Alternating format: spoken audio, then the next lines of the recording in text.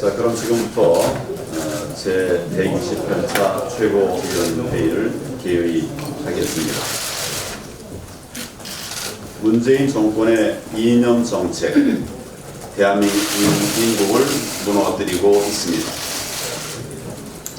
지금 우리 국민들의 다른 무엇보다도 큰 바람은 결국 우리 어려운 경제와 민생을 살려달라는 것입니다.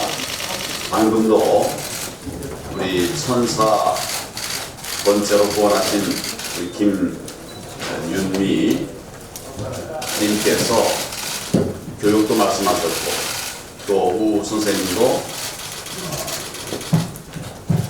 경제에 대해서 말씀을 하셨습니다. 이게 국민들의 목소리입니다. 또 제발 북한 김정은 눈치 보지 말고 국민이 안심할 수 있는 당당한 대북 정책을 펼쳐달라는 것입니다. 우리 당은 이러한 국민적 요구에 부응하기 위해서 당의 역량을 최대한 쏟아붓고 있습니다. 어제도 대구에서 기업들과 함께 국민이 잘 살게 하는 경제, 민부론이죠. 민부론 간담회를 열었습니다. 기업인들의 말씀, 제발 좀 바꿔달라고 하는 말씀이었습니다. 간절한 호소와 함께 다양한 현장의 의견들을 들을 수가 있었습니다. 앞으로 현장과 소통을 확대하고 경제 살리기 입법 활동에도 최선을 다해서 국민들께서 바라시는 경제 개선안을 반드시 이루도록 하겠습니다. 무너지는 경제 다시 살려내겠습니다. 다음 주에는 새로운 외교안보 정책을 발표할 계획입니다. 축구 중계도 못하고 돼지 열병도 못 막는 문재인 정권의 불종적 대북 정책을 바로 잡는 대안이 될 것입니다. 또한 한미동맹과 한일 관계의 건강한 발전을 이뤄낼 외교 안보 정책 전환 방안도 말씀드리도록 하겠습니다. 무엇보다도 진정한 평화의 자유 한반도 시대를 열어나갈 방안들도 내놓도록 하겠습니다. 국민을 잘 살게 하고 한반도의 진정한 평화를 이뤄낼 우리 당의 정책에 국민 여러분들의 관심과 지지를 당부드립니다. 그런데 정작 경제를 살리고 안보를 지켜야 할 책임자인 대통령과 이 정권은 지금 뭘 하고 있습니까? 전교조 맞춤형 특목고 폐지 밀어붙이고 있습니다. 민노총 맞춤형 노동정책을 끝까지 고수하고 있습니다. 모두가 4차 산업혁명 시대에 역행하는 행태입니다. 또 주사파 맞춤형 굴종 정책을 포기하지 않고 있습니다. 북한 맞춤형 외교로 글로벌 왕따를 자초하고 있습니다. 대한민국의 국익을 내팽개치는 행태입니다. 국민의 뜻이 아니라 자신들 이념에 맞춰서 국정을 펼치다가 국민의 삶이 무너지고 대한민국의 미래까지 망가지고 있습니다. 문재인 대통령은 지긋지긋한 이념 정책을 당장 중단하십시오. 국민의 뜻과 헌법 정신에 따라 모든 정책을 대전환해야 합니다. 대한민국은 대통령과 좌파 이념 집단의 소유물이 아니라 영원히 영속되어야 하는 국민들의 나라임을 깨달아야 합니다. 대한민국 파괴를 즉각 멈추고 국민의 뜻을 따를 것을 문재인 대통령과 이 정권에 엄중히 경고합니다. 최우선 개혁 대상은 청와대입니다. 어제 부마 민주항쟁 기념식에서 문재인 대통령은 이렇게 말했습니다. 어떤 권력도 국민 위에 군림할 수 없다.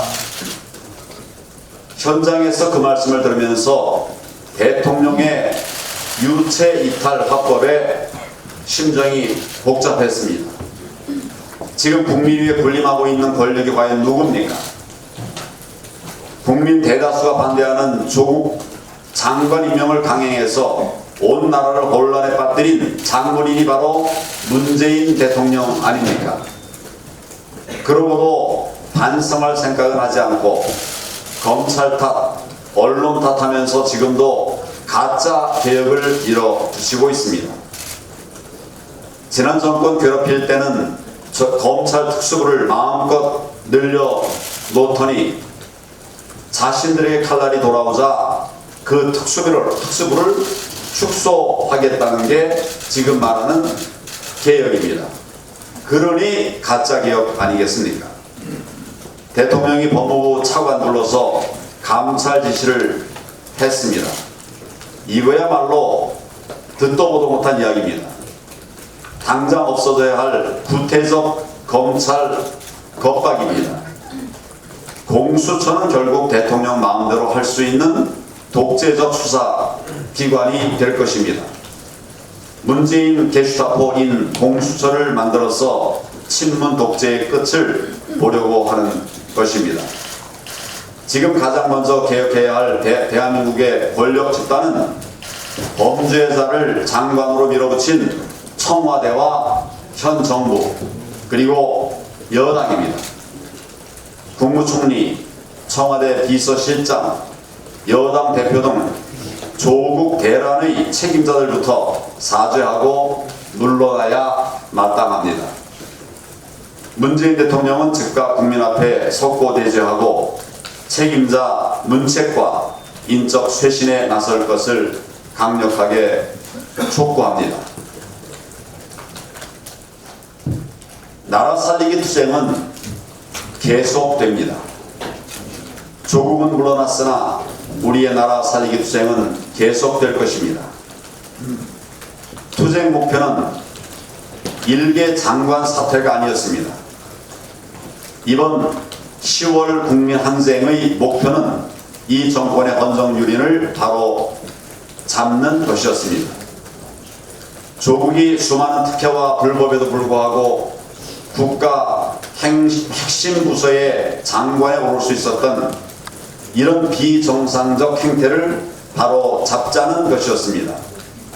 그런 해괴한 국정 행태가 비단 인사에서만 있었던 것이 아닙니다.